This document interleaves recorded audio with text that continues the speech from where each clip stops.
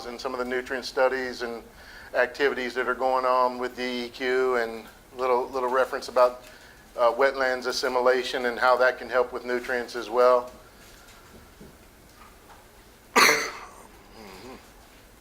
Okay.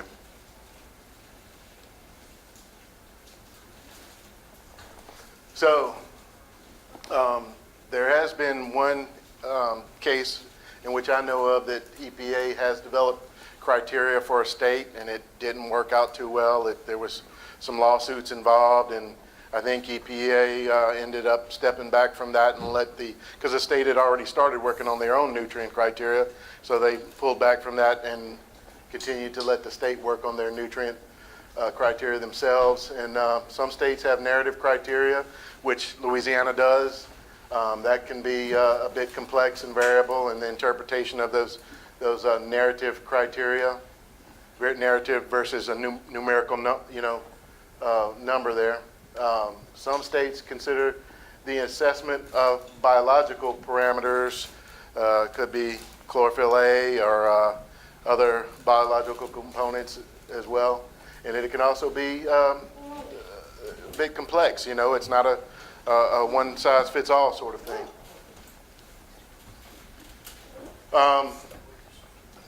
Again, this is our narrative nutrient criteria. It basically says, I'm not reading all that the natural background ratio of nitrogen to phosphorus shall not be altered in any fashion. Whatever you do, you can't cause that to go out of whack from what it naturally is. Change. All right, there we go. You got to say something wrong when you press the button. Let's see. Yeah, okay. So some of our nutrient impairments in the past have been based on a dissolved oxygen impairment. So, as Al talked about, there was a dissolved oxygen impairment because, greater than 10% of the readings failed the criteria. And so with input from the regional staff, that they understood there was agricultural activities or some other type of man-made activities that contribute nutrients. They just generally, not based on numbers, but qualitatively said that there had to be a nutrient impairment as well. The issue with that we've had is that, the nutrients weren't put on the list based on data, but it requires a lot of data to get it delisted, So that can cause a lot of work to be done, a lot of money to be spent. Our position then, when doing our TMDLs, was that when we're doing dissolved oxygen TMDLs that result in the control and limitation of oxygen demanding parameters, that's also controlling and limiting nutrients as well. In some cases where we developed a dissolved oxygen TMDL and there was a nutrient impairment, a nutrient impairment listing, of course a nutrient TMDL had to be done, and we weren't necessarily getting credit for those all the time, so EPA followed up with a nutrient TMDL of their own that basically cited the DEQ modeling and documents.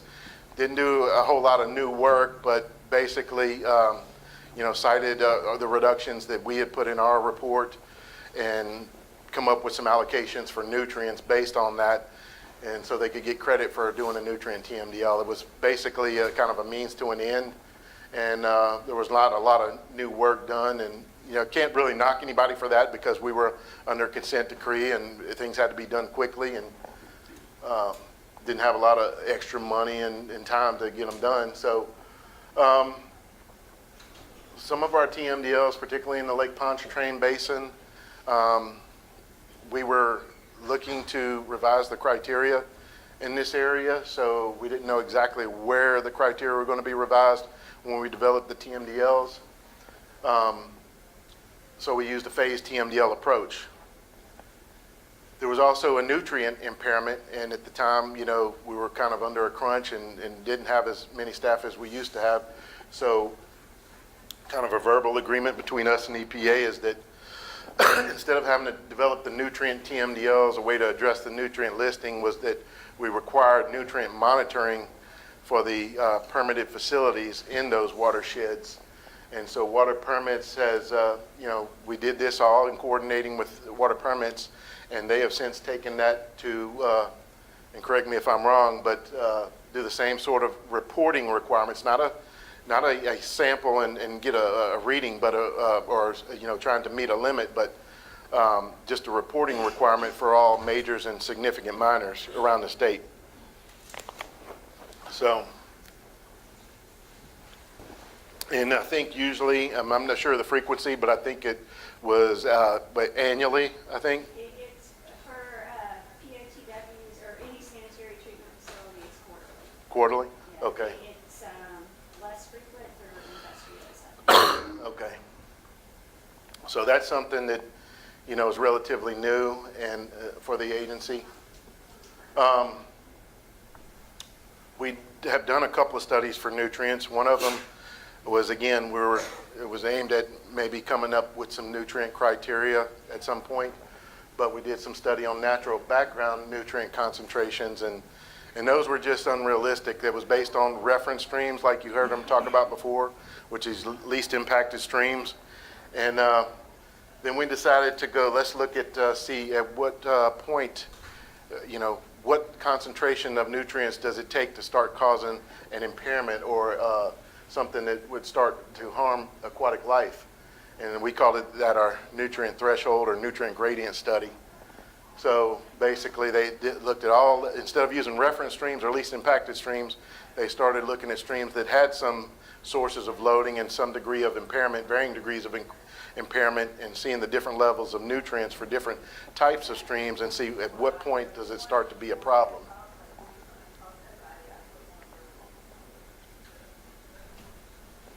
Then we have our nutrient management strategy, which is a huge effort, and it's basically a combined effort from a lot of different agencies, sort of a holistic approach to it, doing a lot of different activities because in Louisiana, it's not really necessarily about nutrient reduction. We've got wetlands and things that are starved of nutrients, so it's really about nutrient management. Whereas you go someplace up north, it might be more about nutrient reduction for them. One of the things I've seen as going to different workshops is that different states have different views on nutrients, so they have different concerns. A lot of states up north, they're not concerned about nutrients going about the Mississippi River. They're concerned about nutrients in their drinking water. They're sending them to us. Yeah. Well, and not knocking anybody or anything. That's just the way it is. But we're working with the Coastal Protection and Restoration Authority, Louisiana Department of Agriculture, of course, DEQ, Department of Natural Resources, and they each have their own role in this. And it involves the nutrient management strategy, definitely involves the diversions that you've heard about on the Mississippi River and restoring the coastline. But it also involves a lot of other potential projects.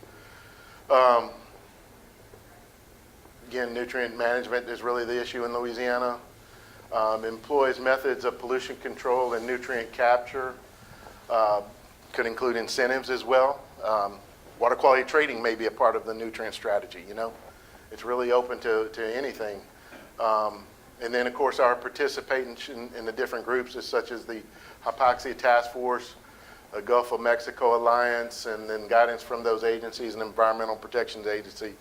That all gets wrapped up in our annual report, And I know that I've started participating in the Hypoxia Task Force modeling work group, so it's really a huge effort,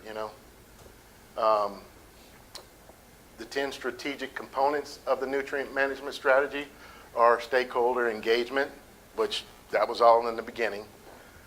Decision support tools, looking at regulations, policies, and programs that may assist us, management practices, and restoration activities, looking at the status and trends of nutrients, watershed characterization, source identification, and prioritization, looking at incentives and funding and economic impact analyses, and then coming up with targets and goals and monitoring and reporting.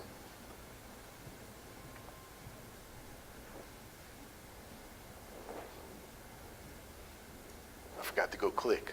That's supposed to make the sound. So, no, this presentation is telling me I'm going too slow or fast is what it is, so it's trying to slow me down. There's double shot of monster react. Yeah. I can't keep up with you. What did y'all put in there? So, again, we're looking at wetlands assimilation projects as well. I'm sure a lot of y'all have heard about that over the years. It's not necessarily a new thing, but it's definitely something we're out there doing and I guess promoting in the right areas. You know, it's not the appropriate technology for all areas. But some of the possible benefits could be that removes direct dischargers to the water body, can help prevent with saltwater intrusion into a wetland, does an abundance of needed nutrients into the wetland and stimulate plant growth, and then you got carbon sequestration. So, and then the benefits for permittee, you know, there may be less operation and maintenance costs. It's a green approach to wastewater treatment. And then again, in some cases, some of these areas that have these real stringent TMDLs, it may be part of the tool that actually allows a permit to happen. Does that sound right, Kim? Yes. Yeah.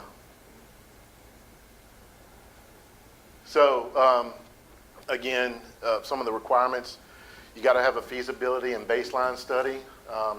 The monitoring typically has a higher frequency than a typical direct pipe discharge. They're going to, again, possibly lower operation and maintenance costs.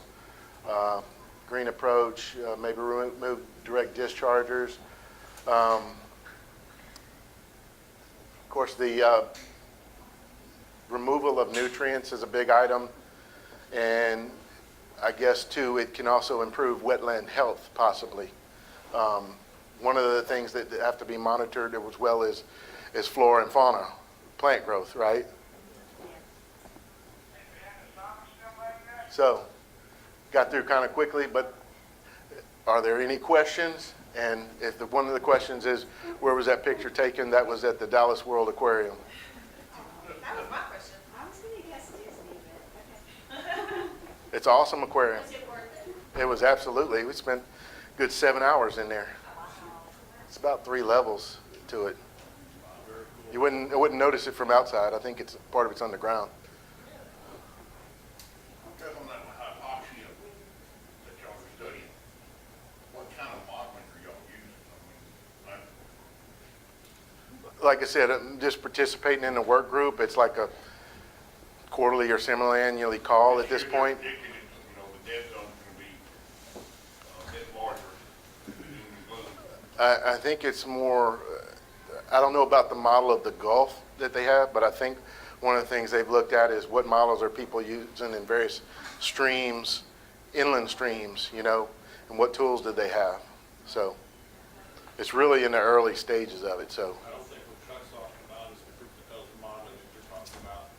yeah, there is a SWOT model that I'm aware of that has been used to demonstrate each state's the percentage of loading they contribute, and you know what's going to the Gulf, and Louisiana is about 2%.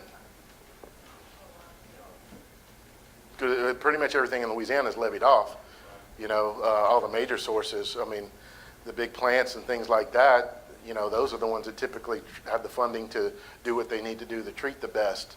You know, there's not that we have no contributions, you know, and certainly there's other areas of the state besides the Mississippi River that could possibly contribute to the nutrients in the Gulf. But pretty much everything else is levied off, you know, and very minimal, I would think, non-point sources that get into there. So, yeah. Any other questions? Oh, who's back? That's my favorite. I need another shot of the purple drink. Bring it on. We were talking about you were talking about the TNTP ratios. Is that specific to certain watersheds? I mean, is there an assigned ratio that you're looking for, or is it just general?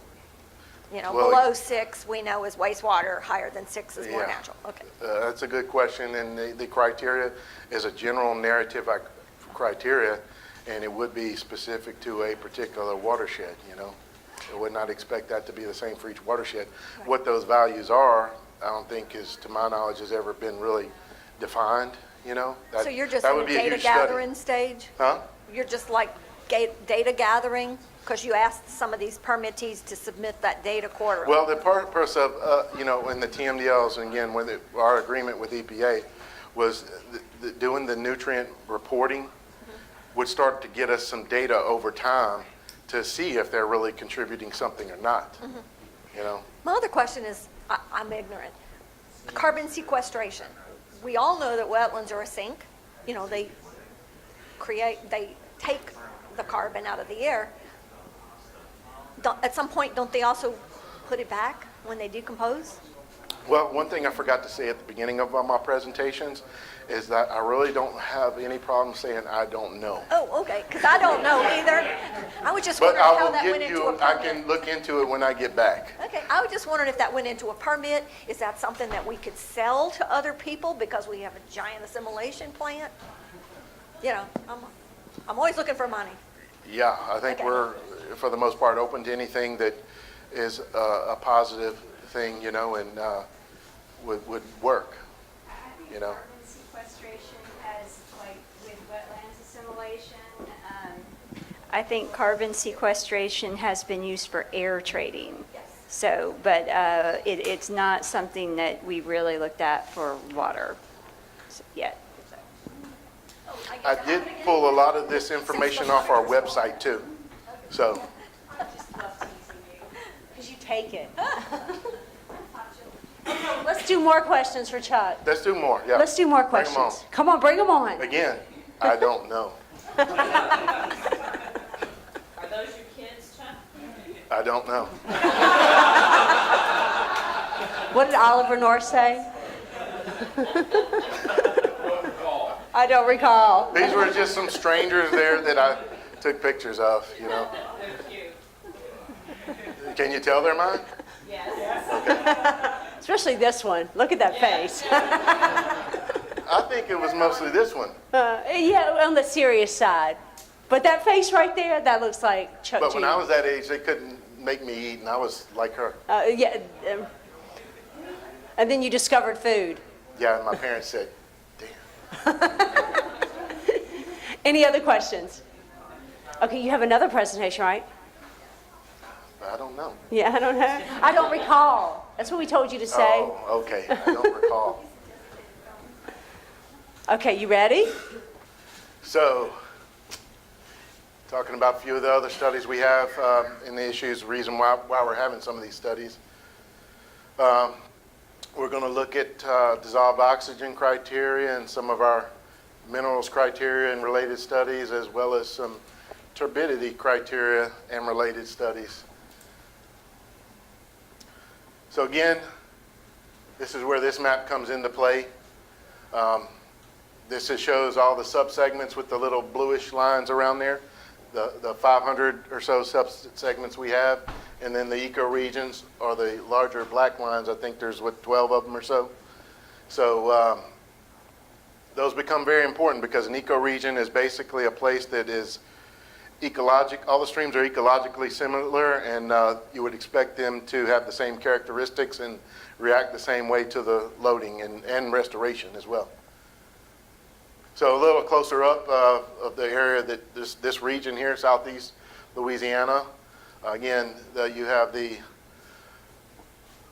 lower Mississippi River alluvial plains in this area right here on the west side of the Mississippi River, and then we have the lower Mississippi River alluvial plain on the east side of the river.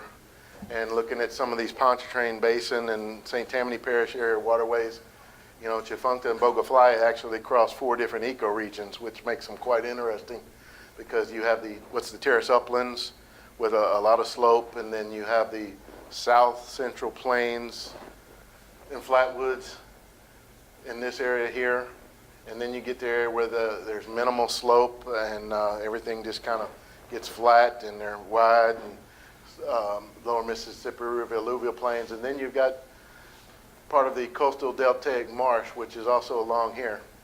So very interesting watersheds, to say the least. Click. So, originally, the dissolved oxygen criteria was established at 5 milligrams per liter. Basically, as EPA guidance was that if you didn't have some data to indicate otherwise, that was the value you should use or will use. And the only real way to change the criteria is to do a use attainability analysis, or UAA as we like to call them. And those can take several years, like they said. So we've done those successfully in some areas, and part of the issue we found recently is that the methodology we used successfully in the past, not too distant past, is now not going to be enough. So, and again, we began using that ecoregion approach sometime in the 1990s. So, again, the Berger Terrebonne UAA was done for this area here. Previously, the criteria was 5 and maybe 4 in some estuarine areas.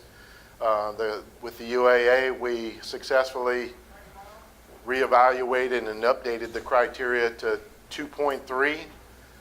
For inland rivers and streams, it was 2.3 from March through November.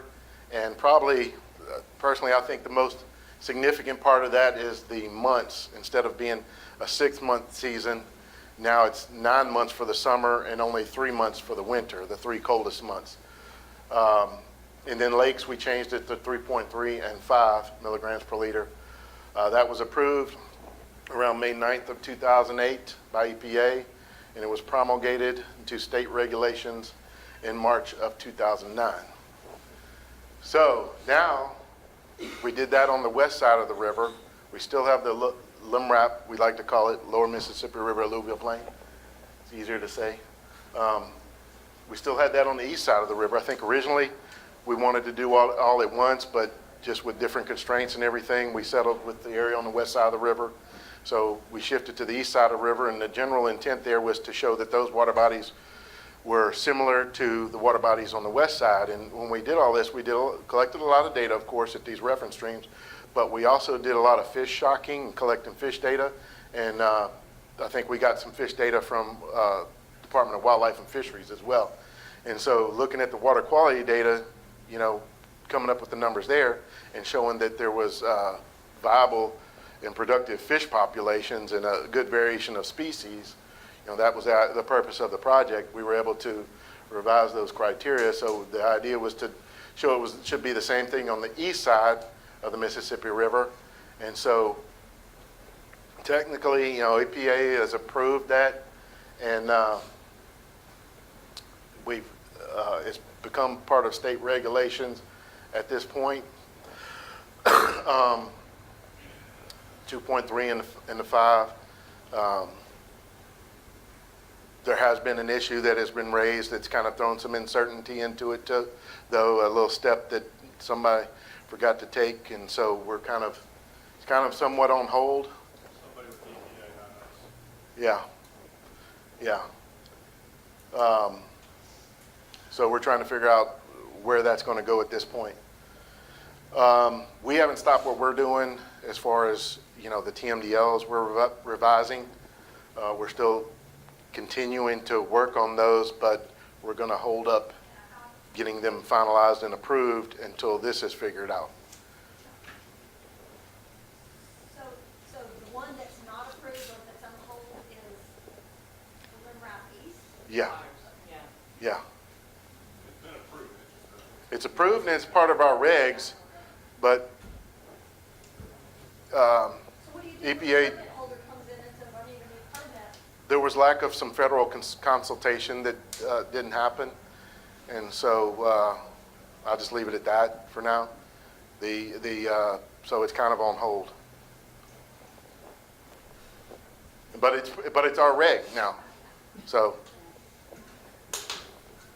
As far as your permitting question, I can say it really has not changed our permitting approach because we have policies and TMDLs in place that dictate like what the limit a facility gets in a certain area, and we have not changed that.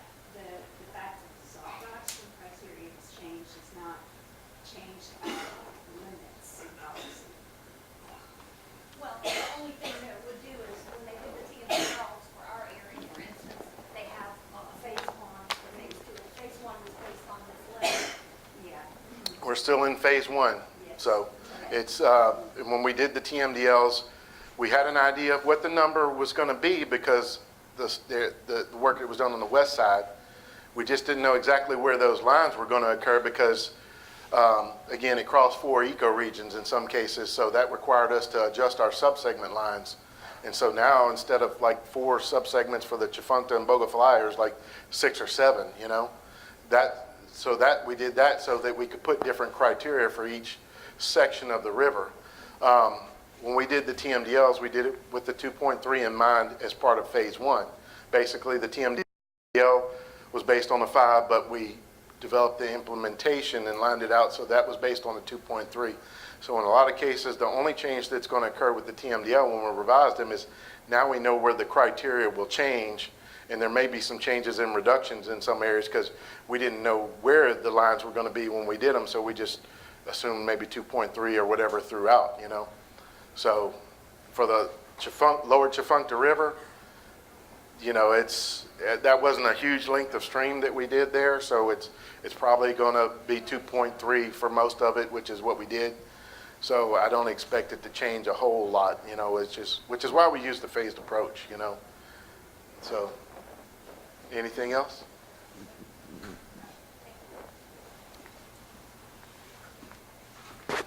So we also have started planning the UAA work for the Southern Plains, Terrace, and Flatwoods area, which is right north of the lower Mississippi River alluvial plains. We started looking at reference sites and selecting those. We've started planning data collection, which will include deployed continuous monitors monthly for 1 year, and doing habitat assessment and fish sampling out there. And then we anticipate the data collection to start up later this year and go into next year. So we're not stopping just because we had this little hiccup. We're not stopping what we're doing, you know. So we're also looking at DO criteria along the coast. That I think a lot of that was probably kicked up by the, you know, the hypoxic zone out there as well. And so I know that we maybe weren't in agreement with EPA on listing these 3 subsegments as impaired because of the possibilities that, you know, they may come along and require that we do a TMDL for those coastal subsegments, which didn't make a lot of sense when all the other states are, you know, contributing to it, because the subsegments are down along here, that 3-mile limit out in the coastal waters and Gulf bays, you know. So, and trying to do a TMDL out there would be probably pretty complex, you know, without really having a lot of change on anything, you know. So we are looking at different methodologies for looking at the criteria in those subsegments, and some of the issues are that they maybe lack reference conditions, you know. Marine estuarine criteria is driven by toxicity values have been successful in the Northeast, Mid-Atlantic, and Florida. So we're looking at what other states are doing there as well. So conceptual document for the coastal DO revision was submitted to EPA in October of 2016. It proposed the use of a modified Chesapeake Bay approach, and it's going to contain seasonal and depth components, and may contain subsegment components, and it may use focal species to guide the minimum values. We've also completed a quality assurance project plan that was mainly at the request of EPA so that we could include data from outside sources or sources other than DEQ in our studies, and the data review is ongoing. Any questions? Talking about the depth stuff, are you going to use WASP for that? Well, I think, I don't know if there's going to be modeling involved. It's just they're going to be collecting data at different depths, you know. Now to minerals, some of the issues we've had. Minerals criteria pretty much throughout the state was originally based on historical data and evaluation of that data to estimate what was the natural background concentrations. When we started doing TMDLs for Bayou Manchac, we had to do a chloride, sulfates, and total dissolved solids TMDL. And what's really contributing in there, and it ended up being, based on our observations, that it was a lot of, where are you getting the water from in your homes? And that water's going to the treatment plants and going through it. It's all groundwater. Baton Rouge Water Company, you know, not saying they're a source, but it's coming out of the ground, which has got naturally high levels of these different parameters. And so what's the result of a TMDL in that case?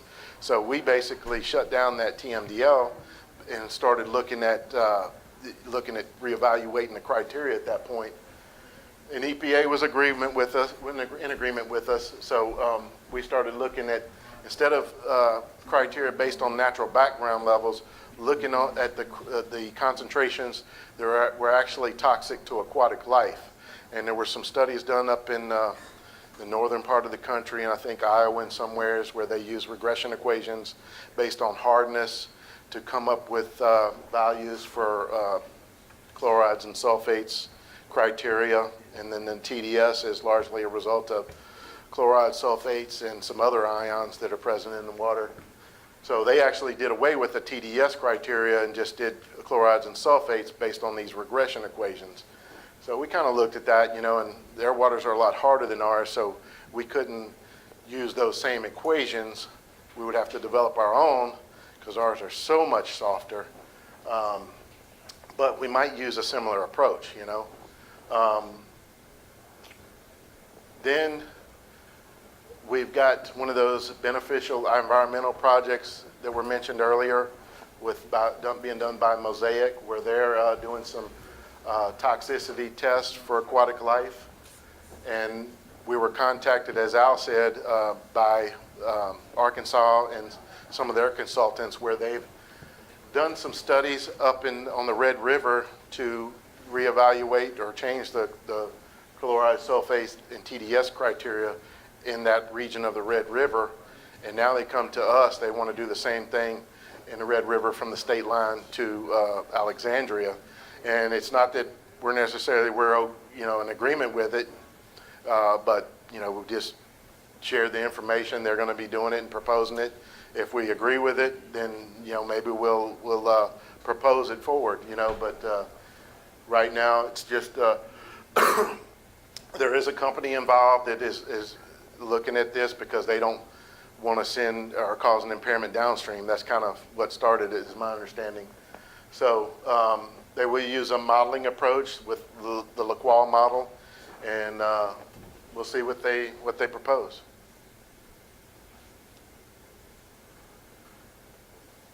So turbidity mostly has some general criteria with a few areas that have numerical values for criteria.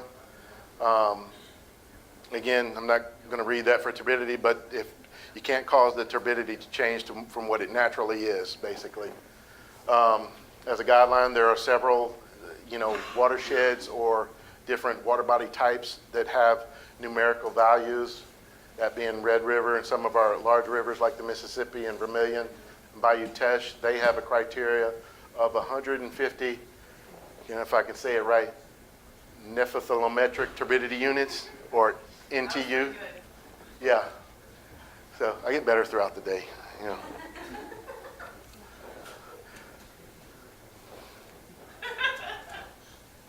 Pressure. So in the estuarine areas, it's typically 50 NTU, and then some of our smaller rivers like the Amite and Pearl, they have 50 NTU, and then some freshwater lakes and reservoirs, and then some designated streams, or scenic streams and ONRWs have a criteria of 25 NTU. Click. So one of the issues we had with turbidity was that got a area that I'm going to show you here. Was on Bradley Slough. It's out in the Pearl River area. It has limits that are more stringent than the water bodies that are feeding it. It's a really small area, but it's if you're familiar with the Pearl River area, it's a very pristine wetland area, very wild area, you know. And there's not a whole lot of sources out there, not a whole lot of man-made sources. So we have worked on a study that shows that Bradley Slough should have a criteria of 50 instead of the 25. The initial feedback from EPA was that they were in agreement with it, you know, but we've kind of, I think, received 8 pages of comments on it now. So that's being in agreement with it, though. So this is the Pearl River. This is Mississippi over here. There's a diversion here on the Pearl River that goes through what is essentially Wilson Slough, and I think this is actually Bradley Slough, this little channel here. Wilson Slough goes down, comes over here, and becomes the main channel of the Pearl River beyond that point, and goes down through West Pearl and somewhere out to the Gulf. But there's like a diversion of 80% of the flow going this way. And the Pearl River beyond this point is really a, you know, small stream. So this area has a criteria of 25. All the areas around it have a criteria of 50. So they were just trying to correct something that makes sense, you know. But anyways, so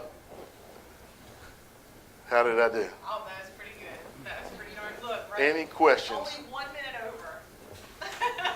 All right. Any questions? Okay, yes. Yeah. Wait. So what's going to happen with Bradley Slough? Yeah. Dun, dun, dun.